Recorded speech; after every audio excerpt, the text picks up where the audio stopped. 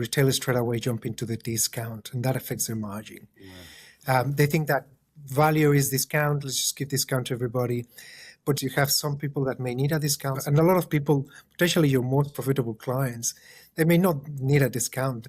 They're seeking value in many, many other ways.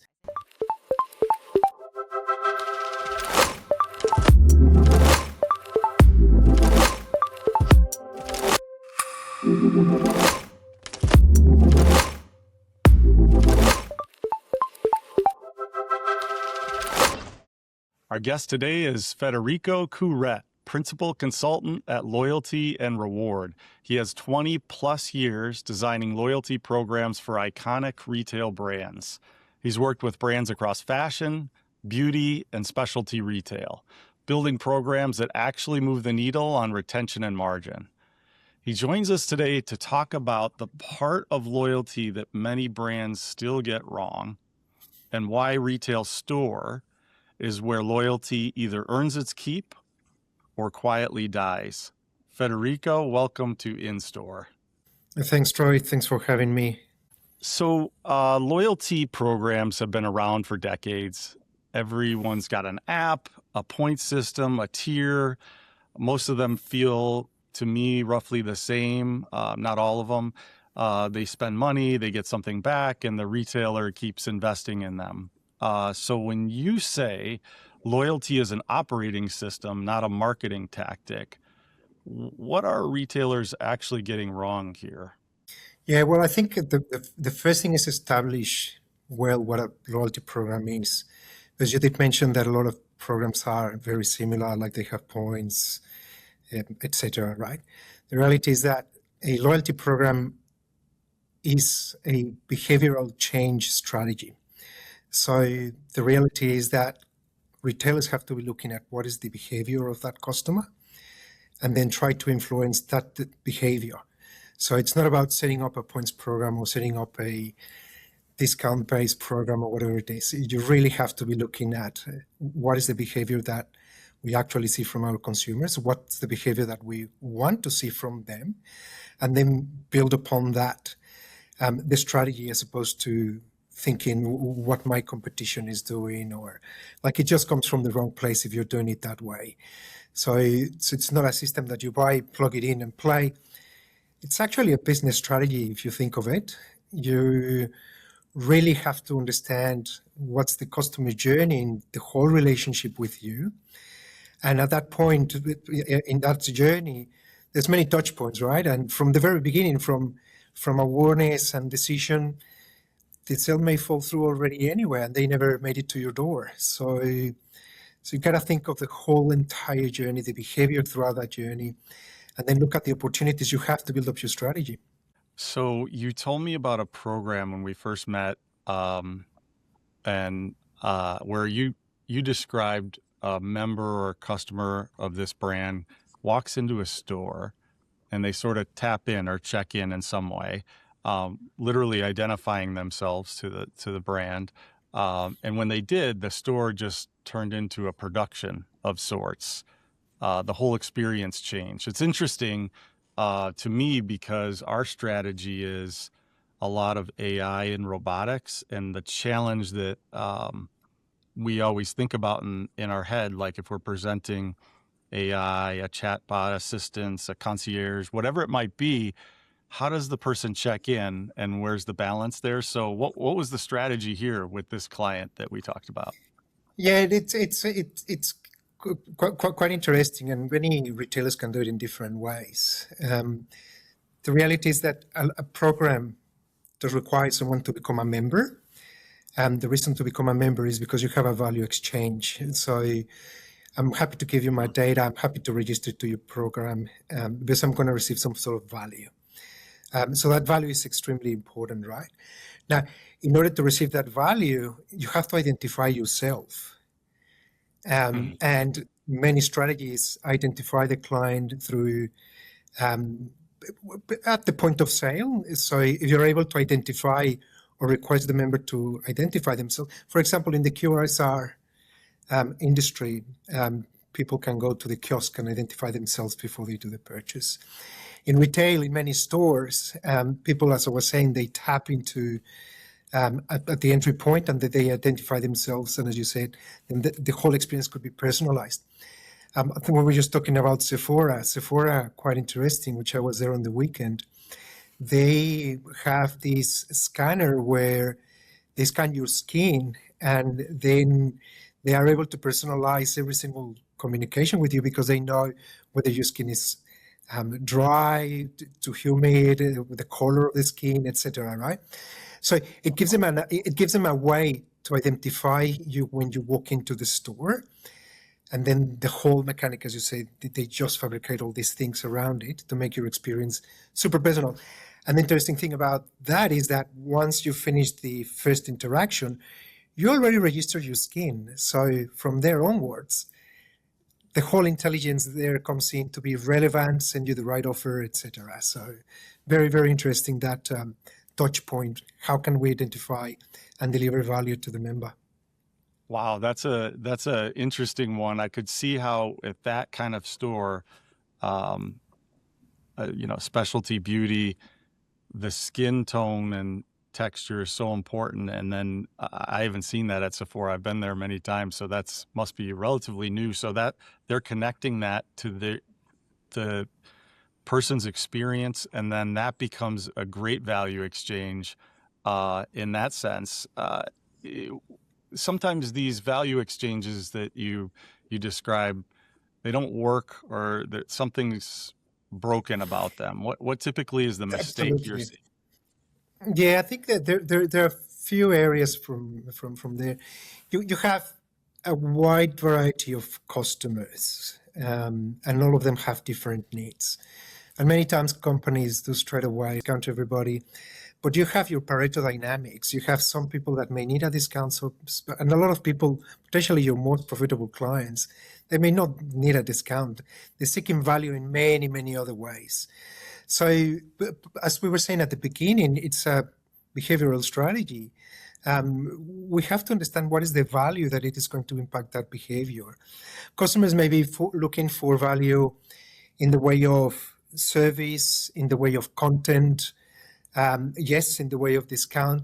But many times, I think that there are monetary value and there is non-monetary value.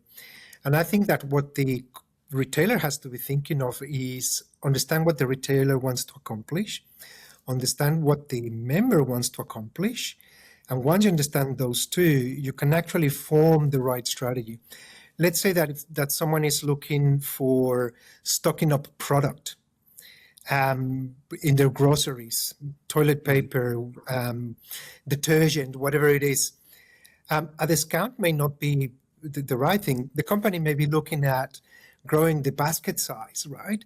Why don't I buy one, buy two, get two type of promotion work there better?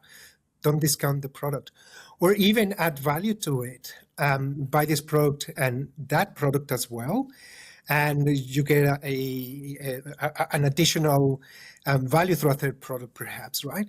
So you really have to be thinking as to not only discounting the product, but how do you add value also at a minimum cost? In loyalty, we work with a concept of efficient rewards, which means basically give high perceived value at very low cost to the company. So I think that some retailers get it wrong in that way. They get it wrong because they impact the margin, and they get it wrong because they may not be delivering the right value that the customer was seeking. I see. So if you go into the world of tech that I'm in, um, we're thinking of futuristically. So maybe extend your brain to the future a year or two or Mm, three out, and we're trying to put things.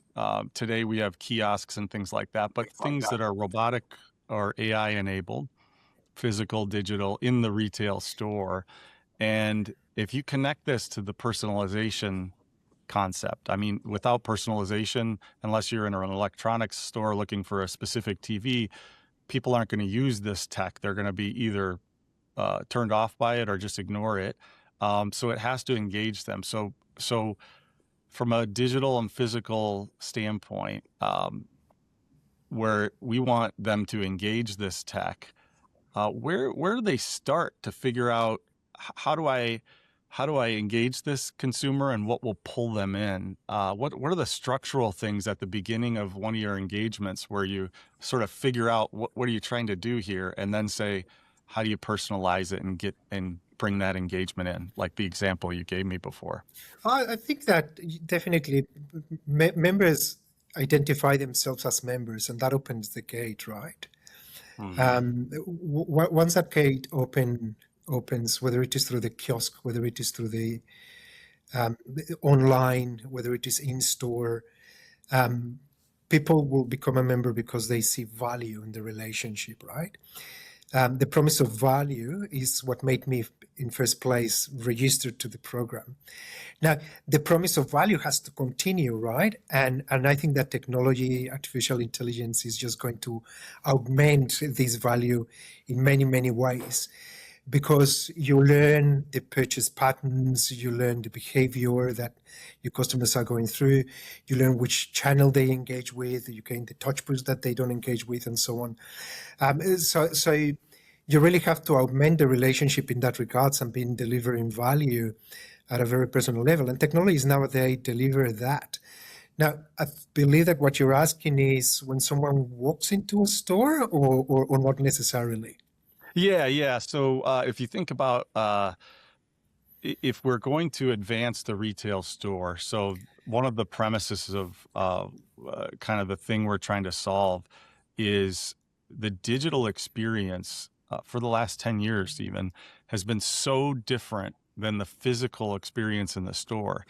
When somebody goes Mm, on a website or an app, you know almost everything about them. It's very rare that somebody yeah, checks in as a guest, or their presence checks in as a guest. They're almost yeah, always giving everything away. Now, if you tech enable the store in a way that's making the store and the experience better, the only way for that to work is to know who that person is. Right? Who are you to us, and vice versa. So my question to you is really around how do we get them to self identify in this context? You know, I know there's many reasons, but that's yeah. the At the beginning, you ask a very important question. What are the things that some retailers may get wrong? And one of the things that they get really wrong is that staff are not trained about the loyalty program and the value that they are actually delivering to their members. And staff walk in, you walk in, and they come to you and ask you straight away for, what are you here for? Can I help you? Some of them do it quite right. Some of them kind of become, leave me alone, I'm just browsing, and you turn them off straight away. So I think that training staff is one of the key things. If they can identify with a staff member, and then the technology can support staff that are behind the counter, and pull up the history of the staff, of the consumer, that empowers the staff to actually give a very personalized experience. Now, yes, technology could start to feel, for some people, a little bit intrusive. They may be like scanners, like at the airport. It's like, oh, I got to identify straight away. Who told you to identify me? Like, I didn't agree with this. And then the whole experience turns out. So I think that there are a lot of opportunities there. There are, I think, that a lot of ways that I think that organizations could make it.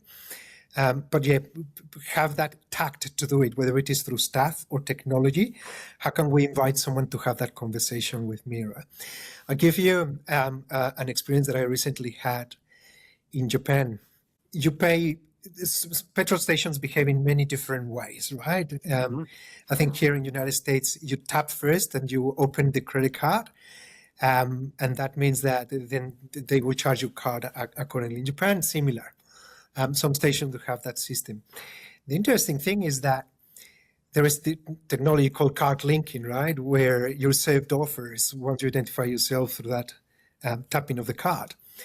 You tap the card and the petrol station identifies you.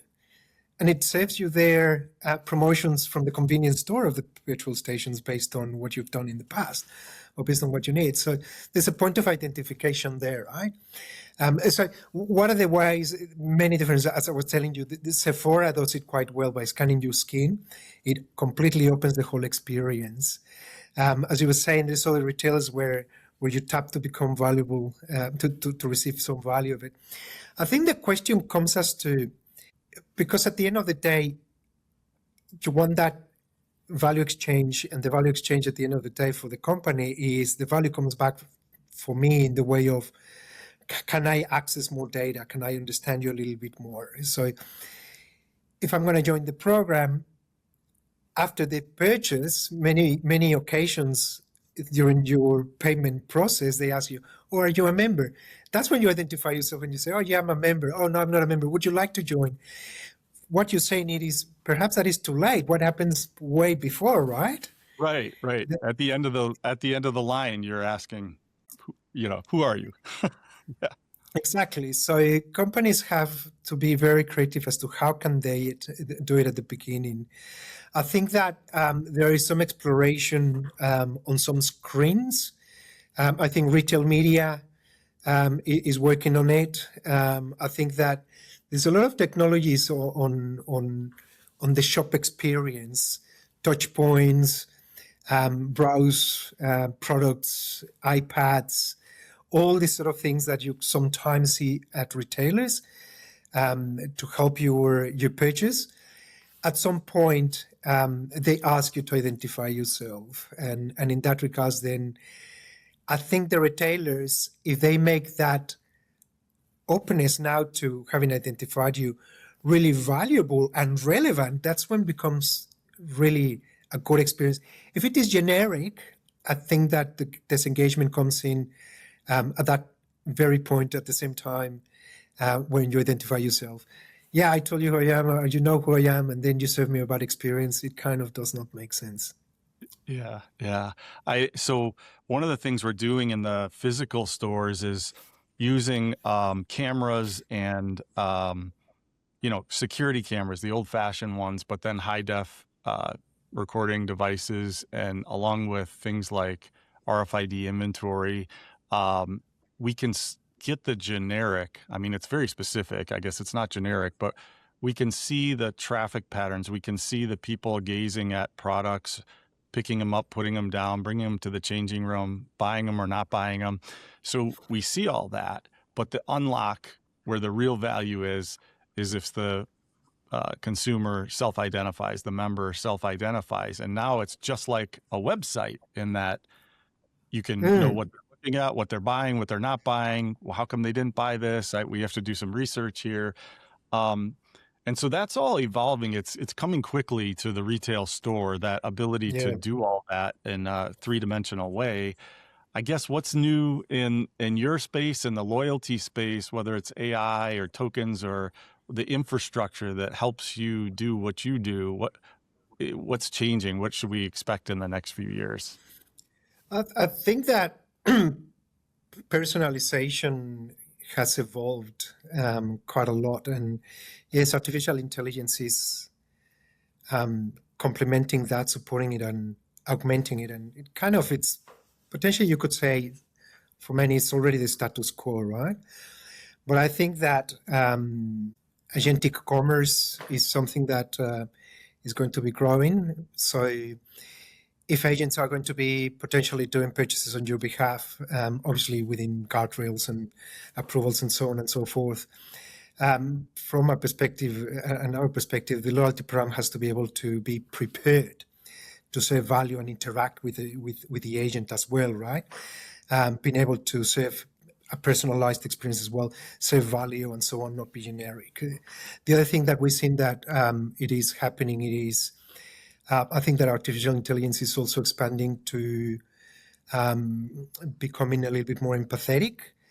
It's not only about what is the best next action that I can serve you, but being empathetic about it, right?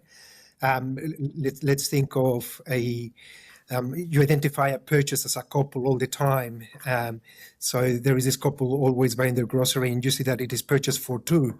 Always the products that they are purchasing are for two, and eventually they identify that it's a purchase for one person only. It's a solo purchase.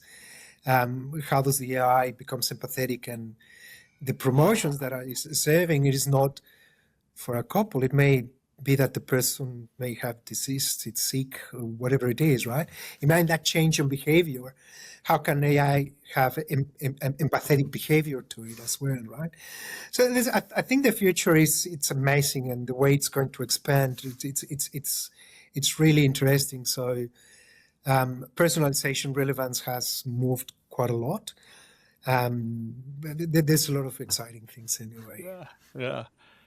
You know, we hear a lot of dark or scary stories about AI in the future, but it's good to hear. I see a lot of cases where I think it's going to make it easier to be better humans or better companies to humans and stuff like that. So that's 100%. And I think that technology goes well beyond the software. I think that people at the end of the day need an interactive screen or touch point or something, right? So all those technologies, as we were saying, the petrol station, the skin scanner, the cameras, all those things are quite interesting how they're going to evolve.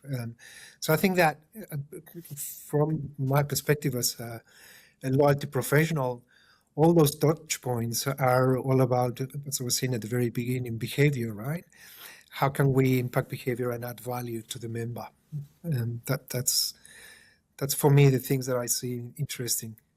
That's awesome. So Federico, I could go on for another hour on Yeah. this. I'd love to come back and do the full future of retail and loyalty deep dive sometime again in the future. But before I let you go, I want to give you the floor. So for a retail exec, a loyalty leader, a brand strategist, who's thinking, I need more of Federico, where do they go, or what's the best next step to get into your world? Oh, nice. Thank you. Yeah, look, I'm active on LinkedIn. So reach me out on LinkedIn. Also, our company website, loyaltyrewardco.com. It's our website. So 100% reach out. I'm active on LinkedIn, as I said. It's the best way. So yeah, absolutely. Something that I think it's quite interesting is that from my perspective, if I can add something, I think that retailers have a massive opportunity in terms of looking at the things that they need to improve. There are very minor things that they could do, and there are very big things they could do. So I think they have a lot of opportunities to add value to their members. They do. They do. That's actually the whole point of this show. So what a what a great way to end. That is exactly right. So Federico, this was exactly the conversation we wanted. Thank you so much for being on In Store. No, thank you, Troy. Very nice chatting to you.